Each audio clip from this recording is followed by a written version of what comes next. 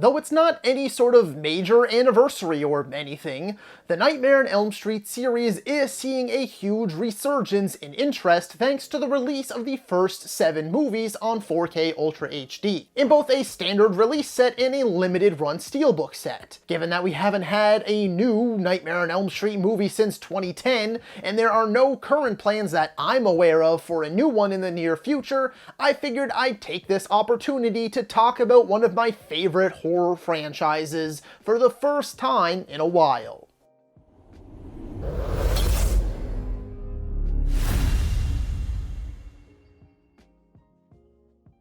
Hello ladies and gentlemen, and movie lovers of all kind, and welcome back to the channel. As always, I am your host, Brett Murphy, and for today's video I have a brand new ranking for you all, as I am going to be ranking every Nightmare on Elm Street movie. Before I hop into the actual video itself, I just wanted to let you all know that I have an entire playlist dedicated to all of my ranking videos. We have well over 200 videos currently on that playlist for you to enjoy. So if ranking videos are your thing, then be sure to check that out, and I guarantee you'll find something you like. And if by some chance you don't, then feel free to suggest something you might like. And so without further ado, let's hop right into things. Number 9, Freddy's Dead: The Final Nightmare.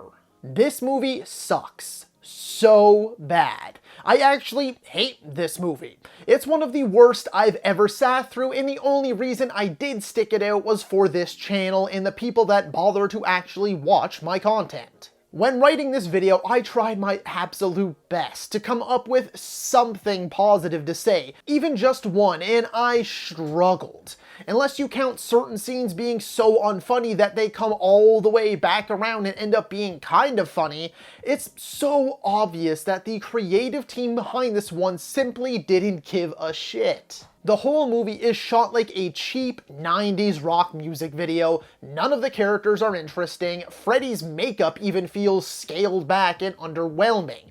They tried to have some memorable kills, but they all fell flat for me too. I mean, I guess Carlos's is okay, I guess. Not to mention there's all sorts of whack-ass lore additions. Freddy's abilities are stretched to the absolute max with no explanation whatsoever, and you know you done messed up when even Robert Englund as Freddy isn't enjoyable. It's all just one big hot mess. In 8th place, A Nightmare on Elm Street 5: The Dream Child.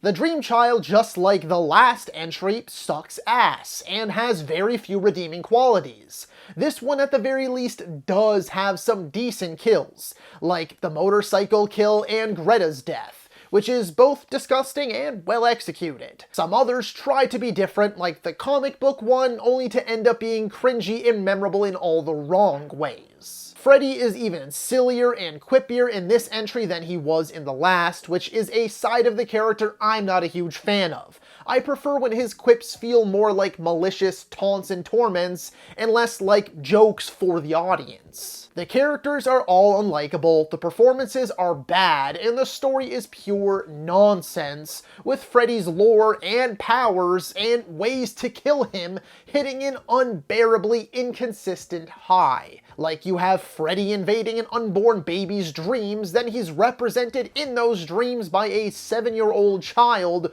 who then turns into a disturbingly bad-looking Freddy hybrid. It's just all around embarrassing.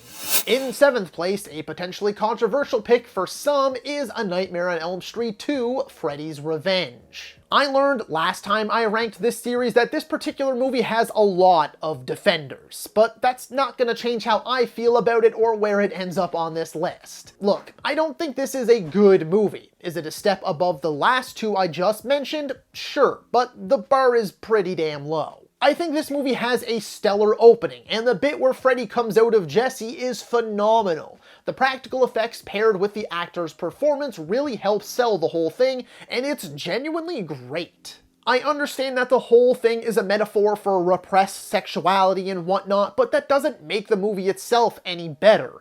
It doesn't salvage the mediocre to outright bad performances, it doesn't make up for the serious lack of Freddy or his shitty makeup in this movie, and it doesn't cover up for the fact that the movie has no memorable kills. All that being said, the movie isn't insultingly bad like the previous two entries on this list, and that's why it gets placed ever so slightly higher, but it's painfully and so obviously lacking in the originality or uniqueness that made the original movie so special. In 6th place, A Nightmare on Elm Street 4: The Dream Master. I don't like The Dream Master, but it is a step up from the previous few entries. However, still a step down from the next few if you ask me. It at least feels like they're still trying. I mean, they brought back Joey and Kincaid from Dream Warriors to sort of bridge the gap between movies. They're not in it for very long, but just long enough for it to act as a sort of passing of the torch. Freddy's Junkyard Resurrection is brilliant, and it's got some all-time kills for the franchise, like the suck face one and the bug bench press one. Plus, even though the cause of Freddy's death is complete bullshit, the death itself is visually pleasing, and I found the car crash time loop bit towards the end to be quite clever. However, Patricia Arquette's replacement sucks, and her boyfriend in this movie is even worse. There's also so many things in this movie that just simply puzzle me, both in terms of they don't make any damn sense, even when it comes to this franchise, and why the hell would they write this? So it's a pretty mixed bag, definitely leans more toward the garbage than gold, but it's got enough in it to make me revisit it from time to time. Number 5, The Nightmare on Elm Street 2010 remake. I guarantee at least half of you are shocked, if not outright insulted by this placement, and maybe 10% of you have already disliked the video too. People, for some reason, hate this movie, and I'll be super upfront and honest in saying that I genuinely don't mind it. It's not great, it may not even be good, in fact it's not good. But for me personally, it's just about as enjoyable as the rest of the horror remakes from that era that started with the Texas Chainsaw Massacre 2003. Friday the 13th from 2009, The Crazies from 2010, Fright Night from whatever year that came out. There's a million of them and they're pretty much all the same to me. They all have the same tone, the same style, shot the same way, and I truthfully get a kick out of every single one of them. Jackie Earle Haley was the perfect choice to don the sweater, glove, and fedora, but his performance was bogged down by shitty CGI and bad dialogue. I'm also someone who doesn't like what Freddy became in the sequels, but also doesn't want him to be this morbid, existential-toting bore either. The Freddy from the original is the most well-realized version of the character. Sure, he cracked a couple of jokes, but they felt much more sinister and much less hokey like they would eventually become. He just had that secret sauce that made him instantly iconic. An interesting backstory they didn't explore too much, superb practical makeup, and a diabolical edge. This version is unfunny, looks like crap, and lacks any sort of unique personality, though I do want to commend them at least a little for sticking to their guns and fully committing to this version of Freddy's backstory, making him one mean, evil son of a bitch. I think Jackie could have been the right actor to usher in this new era of the iconic character, but he had nothing to work with and the post-production did him so dirty. That being said, there are some great kills in here, and I like both Rooney Mara, even though she said this movie almost made her quit acting, and everybody's favorite Kyle Gallner. The rest of the supporting cast, meh. I also see what they were going for with this ending, but it feels like a cheap imitation of what came before. That's also once again hampered by some seriously underwhelming visual effects. In 4th place, Freddy vs. Jason.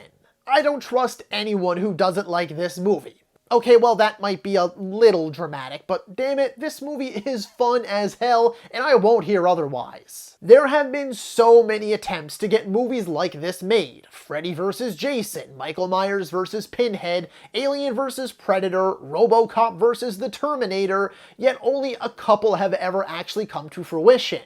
And this is one of them, so I have a soft spot for it. This movie is so early 2000s, it's not even funny. The nu metal soundtrack, the angst, the cinematography, all of it. And for me personally, that's not a bad thing. In fact, I love it. Not only am I nostalgic for it, I just adore that style, tone, vibe, whatever you want to call it. Let's not forget, almost all of the kills are genuinely superb.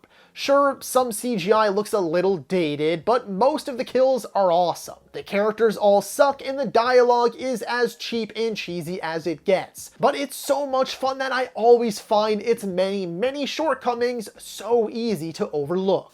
In third place, snagging that bronze medal on today's list, is Wes Craven's New Nightmare. This is a weird one, because in a lot of ways, this movie should not work at all. But it does. And that's all thanks to the talent that Wes Craven was. It's a very meta, weird, obscure horror movie that blends fiction with even more fiction. We follow Heather Langenkamp as Heather Langenkamp, with appearances from Wes Craven as Wes Craven and Robert Englund as Robert Englund, but also an entity that disguises itself and acts exactly like Freddy Krueger. The Nightmare on Elm Street movies exist in this world as movies, and Heather Langenkamp and Robert Englund starred in them, and Wes Craven directed some of them. But now Heather in the real not real world is experiencing supernatural things that eerily mirror what happened to her in the movies, and that's our story. The people I've already mentioned that act as fictionalized versions of themselves are all pretty great. The rest of the cast, not so much. Freddy's design here is pretty cool, but because he's supposed to be this entity thing, he is seriously lacking in the personality department. However, the final act is stellar and really brings everything to a satisfying close. The last true Nightmare movie we've gotten, and Wes's final stamp on the franchise. In second place, and believe me, this one was genuinely a toss-up, is A Nightmare on Elm Street 3: Dream Warriors. This third entry gave us a diverse, dynamic, and layered cast before it was cool. I love all of these characters, all of their quirks, their weirdness and oddities. They all just add to their likability for me.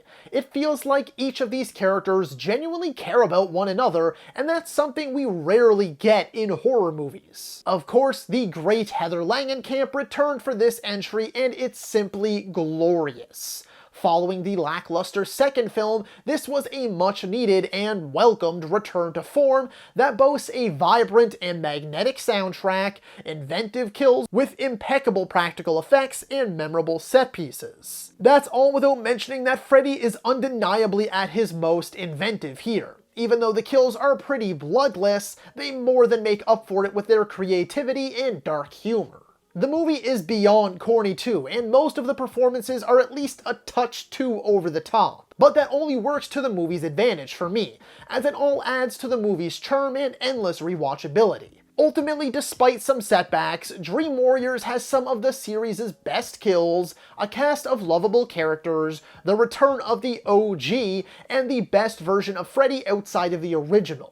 Not to mention, it ends with the kick-ass Dream Warriors rock song performed by Dawkins. And that only leaves one, so our number one for today is the original A Nightmare on Elm Street. Honestly, I think I actually prefer watching Dream Warriors. In fact, I think it's sort of the ultimate Nightmare on Elm Street movie.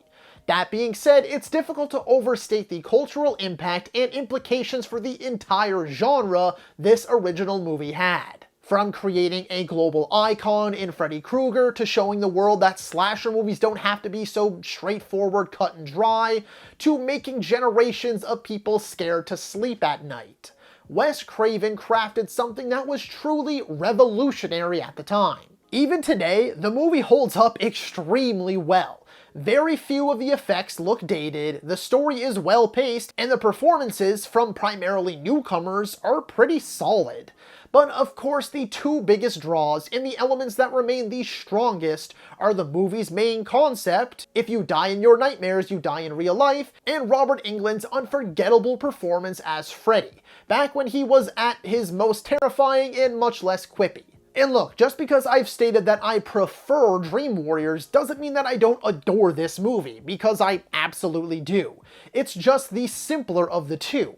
It really is the larger cast and more creative kills that give the slight edge to Dream Warriors for me.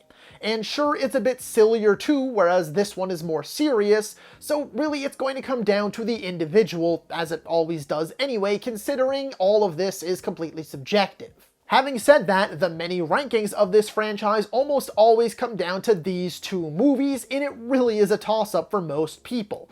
But given just how unique this movie was at the time of its release, and the fact that it still carries so much weight in pop culture today, pushes me to name it my number one for this video. So that is all for today's video, folks. Be sure to let me know down in the comments below if you agree or disagree with my ranking. While you're at it, don't forget to let me know how you would rank every A Nightmare on Elm Street movie and where you think this series should go next, if it ever does return. As a reminder, this is the revamped BamTube Movies, and it is your one-stop for everything movies, be it ranking videos like this one, video essays, top 10s versus videos, tier list videos, I have it all, and so much more, along with your daily nerdy news wrap-ups, a series of shorts where I keep you up to date on everything movies, gaming, and TV related. So be sure to like, comment, subscribe, and ring that little bell icon so you don't miss a thing. As always, folks, I thank you all so very much for watching. Stay happy, healthy, and safe out there. From myself and the rest of the BamTube team, thanks for joining us. We'll see you next time, and that's a wrap.